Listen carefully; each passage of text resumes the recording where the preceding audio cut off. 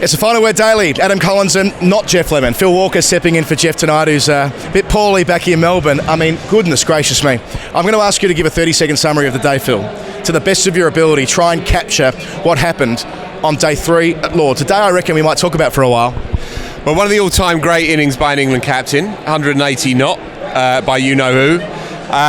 A spell in the death by Mohammad Siraj that will live on as well. 75-minute spell, refused to go quietly into the good night, and then we now have a one-innings game with 2 days to go. Beautifully done. England lead by 27. Bowled out from the final ball of the day. James Anderson lost his off stump.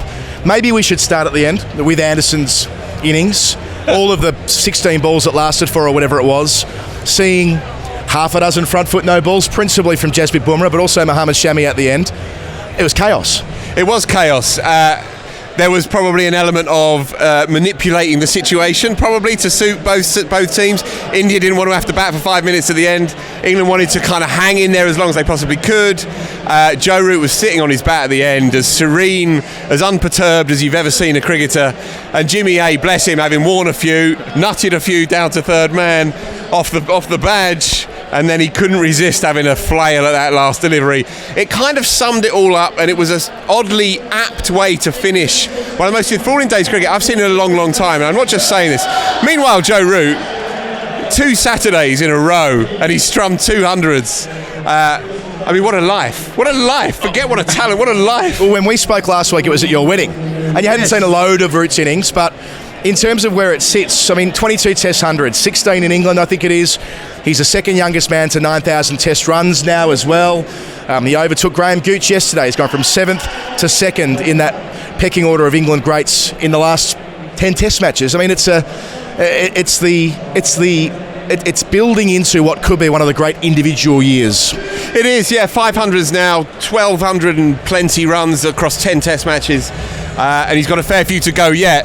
Everything points to Brisbane, late November, early December, and his date with destiny, because Joe Root has played 9 Test matches in Australia, and he is cranky as you can get that he's not broken through yet. He's played some excellent knocks in Australia, but he's never quite got over the line, and that eats him up. Trust me, I've spoken to him about it. It eats him up. He's felt himself he's had a big point to prove, not to the likes of you and me and the likes of the people here and there, but to himself. Joe Root is a great player.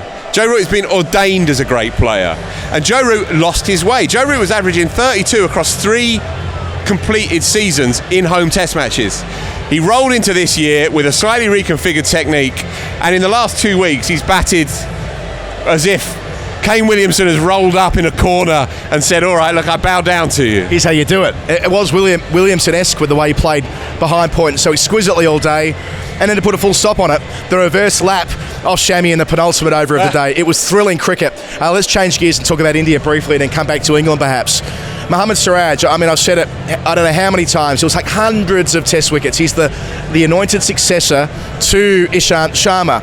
But let's start with Ishant Sharma, the 32-year-old, on his 4th trip to England. And look, at one stage today, you might have asked yourself, why Ishant and why not Ashwin? Why isn't Ashwin playing at Lord's on an unresponsive track? Well, with his second spell with the second new ball, wickets in consecutive deliveries, Moeen Ali, then Sam Curran. He'd already went through the gate of Josh Buttler just before tea. He was just about the most influential player for the day for India. Yeah, you're absolutely right. And he turned the game. He got Josh Buttler out, and then he took 2 in 2, the 2 southpaws, Moeen Ali and Sam Curran, in that final session when England were well up at that point. And you felt like a few more from Moeen or a quick 20 from Sam Curran, and it takes the game away from India. He has a raging spirit, does Ishant Sharma, and he has a similar kind of vibe to Anderson. He refuses to go. He refuses to fall away. You have these hip young gunslingers coming up behind him all the time. Well, he made a statement today, I thought, because he was totally innocuous for the first 10-15 overs of his Test match, and he came and roared back into the contest. You mentioned Ashwin. He may yet rue that decision, Kohli, not to have brought Ashwin in. A lot of their bowlers went right arm round to the lefties and so on, and even to the right-handers when they went leg theory against Besto. There's a lot of rough now developing outside the right-handers off stump. Moeen Ali will be looking at that, and you think, well, you have one of the all-timers sitting on the Judi Dench. I mean, He may well yet regret that. And that's not to say that Jadeja bowled poorly. He kept up an end pretty well all day, but he was playing a different kind of role to the one that Ashwin would ordinarily play in placid conditions. Now, you mentioned the leg theory moment when after lunch, I love the way Virat Kohli said to Mohammad Siraj, bowl short, do what you need to do, rough them up, and let's see how we go before the second new ball comes. Bairstow had put on 121 alongside Joe Root. It looked like they were going to reach the second new ball. They fell 4 deliveries short of that. Bairstow's first Test half-century for a couple of years and did look the part, to be fair, but it wasn't the most clever batting taking on Siraj with the short ball as soon as he went around the wicket. And a big tick for Kohli for keeping him thinking at that time when a game can drift a tad.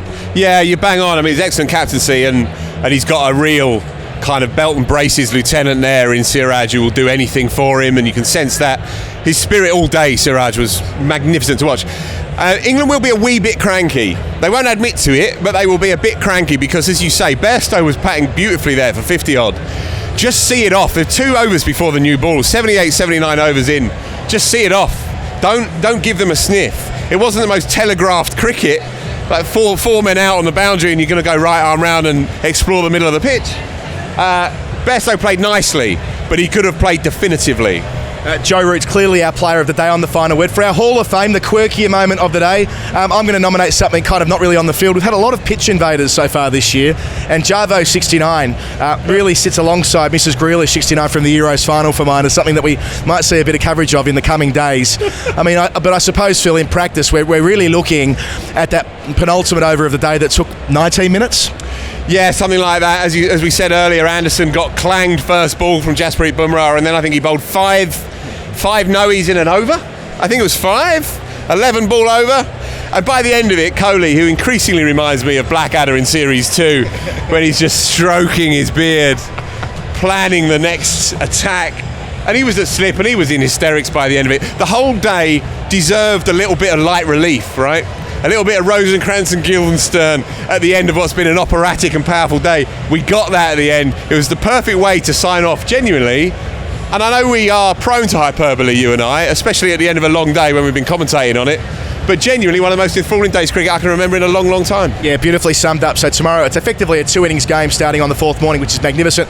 Before we let you go and wrap up this show, you've got a new magazine out, the Wisden Cricket Monthly. If you're a Final Word listener, you can get hold of the best cricket magazine in the world. 44% off for the digital edition. bit.ly/WCMTFW. Doesn't get any easier than that. No code required. Tell me your pick of the litter. Why should people subscribe and buy this magnificent magazine? It's a lovely question. Not like you didn't tee me up with this at all.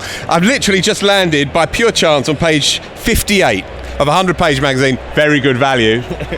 Mohammad Siraj, one of the most elegant essays we've published in a long, long time by the brilliant Karunya Keshav. Wonderful. Fabulous Indian female writer.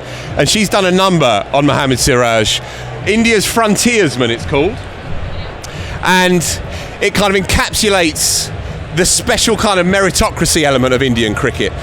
Siraj comes from the backwaters and he plays with that kind of rawness as if he's constantly making a point. This is who I am a part of modern India. She sums that up so poetically and beautifully, and that kind of completes our 18-page section devoted to this series, which suddenly threatens to be a rather good one. Absolutely, beautifully summed up. bit.ly/WCMTFW. He's Phil Walker, I'm Adam Collins. Geoff Lemon will be back tomorrow for what feels like it's going to be an absolutely compelling finish to this Test match at Lords. If you like what we do, see all our podcasts in the feed. We make twice a week and every day during Test cricket, and of course as well you can support us financially at patreon.com/the final word.